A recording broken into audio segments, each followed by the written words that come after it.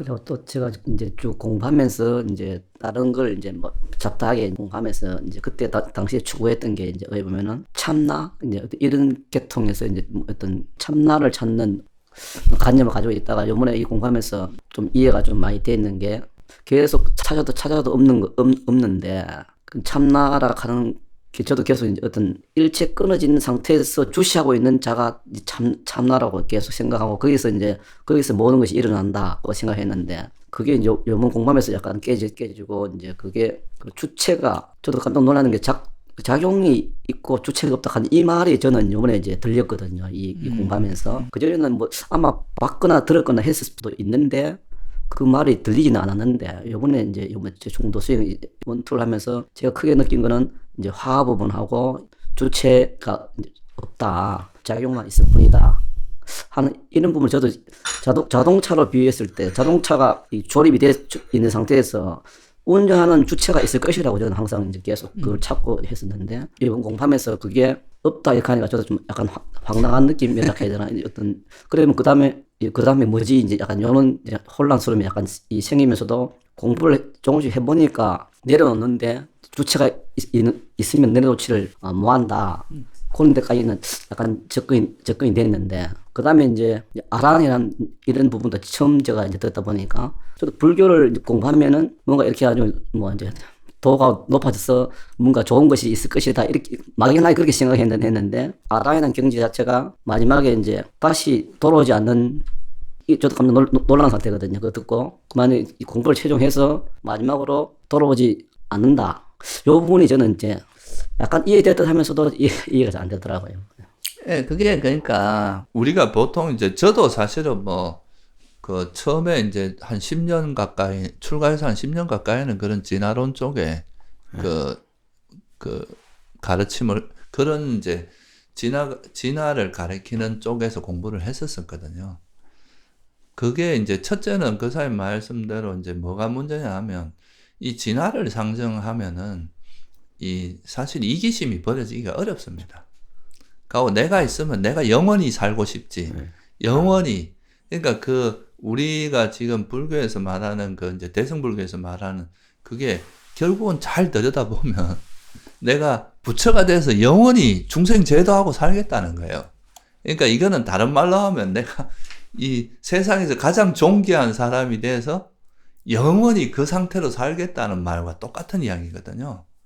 그러면 이거는 사실 우리 존재가 가장 바라는 모습일 수 있잖아요. 어떻게 보면 신도 존경하는 그런 존재가 돼서 영원히 사는 건데. 근데 이제 그거는 어찌 보면 어떤 학자는 이걸 이렇게 말하기도 합니다. 이기심의 극치다.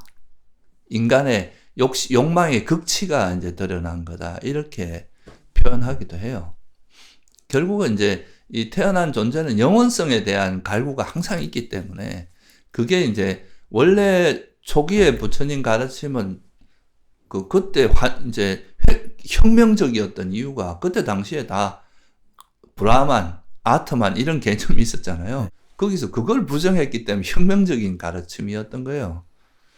그런 거에 대해서. 근데 그게 이제 세월이 이래 지나다 보면 또 힌두교가 이제 그때 당시에 이제 힌두교가 사실 불교의 영향을 받아서 이제 좀 정리되면서 그렇게 된 건데 힌두교하고 이제 교류가 일어나다 보니까 민중들한테는 이런 게 더 먹히는 거죠. 기도해주고 막 신을 많이 해놓고 신한테 기도하고 이런 게 훨씬 뭐 쉽잖아요. 그게 제일 인간의 또 뭐 어느 종교나 그런 식으로 했고 그렇게 이제 해서 우리나라도 보면 뭐 관세음 보살이니 이런 게 다 신의 모습이잖아요. 뭐든지 하면 다 들어준다니까. 그러니까 이제 그런 식으로 발전돼 온 건데, 그러니까 근데 잘 들어보면 부처님 가르침의 핵심 중에 이제 사성제라는 건 누구도 부정 못 하거든요. 근데 이 사성제의 시작이 뭐냐면 괴로움에 대한 이야기잖아요. 그러니까 그 괴로움이라는 게 결국은 그 괴로움이 뭐냐 하면 우리가 계속 태어난 이상 이 우주의 변화라든가 내가 아무리 내 혼자 뭐 어떻게 해도 우리나라 사회에서 누군가 또 주변과 인연을 맺어서 살 수밖에 없고 사회 속에서 또 여기서 전쟁이 일어나면 그거는 또 어째 피할 수 있는 게 아니잖아요. 내가 아무리 뭐 해도 그런 태어난 존재가 가질 수밖에 없는 가장 근원적인 생로병사, 그리고 또 그로 인해서 생긴 수많은 괴로움들, 이런 거는 이제 피할 수 없다는 걸 분명히 이제 통찰하셨고, 그래서 이제 존재의 본질이 오온인데, 오온 자체가 이거는 이제 형성된 거라서 일어날 수 있는 괴로움의 속성이 있다. 그래서 이걸로 벗어나는 게 이제 괴로움의 소멸. 이게 이제 부처님의 가르침이잖아요. 그러니까 결국은 이 고성제에 대한 이해가 되면 사실 뭐가 되는 게 아니라 해탈이라고 하는 거는 이게 형성되는 것 자체가 이미 괴로움의 속성을 내포하고 있기 때문에 이 형성된 거로부터 벗어나는 출세관이라고 하잖아요. 이 출세관이 진정한 이제 행복이고, 그리고 이제 아란이 되어가는 이제 출세관이 일어나기 이제 열반에 들기 전까지도 이 번뇌가 사라지면서는 기존에 우리가 존재하면서 경험했던 거하고는 비교가 안 되는 그런 행복을 경험하긴 하죠. 그렇지만 이 행복 자체도 영원한 건 아니니까. 그런 이제 이 전체 구조 속에서 이해하면은 이제 왜 그러니까 아란이 되고 나서 아란이 된다는 거는 내가 형성될 수밖에 없는 그런 원인을 다 제거한 사람이잖아요. 그러니까 이제 아란이 되고 나서 그 수명이 있는 동안에는 충분히 행복을 누리지만 다시 이제 그 아란이 죽음을 맞이하게 되면 다시 태어나지 않는, 이게 이제 그 부처님께서도 보여주신 그 흐름이고, 근데 아까 말한 이제 자아라는 내라는 개념이 들어가면 내가 뭔가 아란이 되면 내가 더 뭔가 행복해지고 그 상태로 영원히 뭐 이런, 그러니까 그런 기본적인 아이디어 속에는 다 나라는 게 잠재되어 있습니다. 내가 뭐가 되고 싶고, 나라는 것이 지금보다 훨씬 나은 존재가 되고 싶고, 그 개념을 아직은 그 자아라는 걸 놓지 못하기 때문에 계속 그런 마음들이 뭔가 더 훌륭한 사람이 되거나 더 초월적인 사람이 되거나 더 그 절대적인 존재가 되는, 그게 원래 깨달음이 아닌가 이렇게 되는 거죠.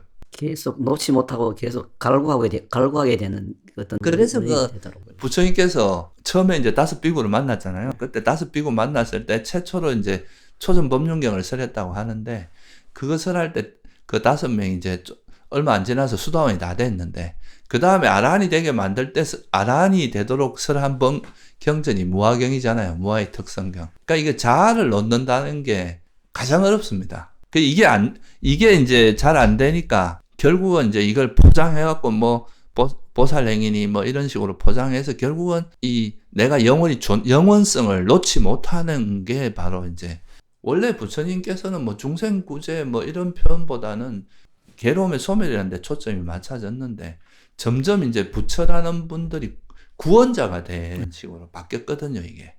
우리가 아라하는 것처럼 자기가 괴로움에 소멸하고 나서 자기가 인연되는 사람한테 괴로움을 소멸시켜주는 거지, 그 괴로움의 다른 사람을 구원하는 게 목적은 아니거든요.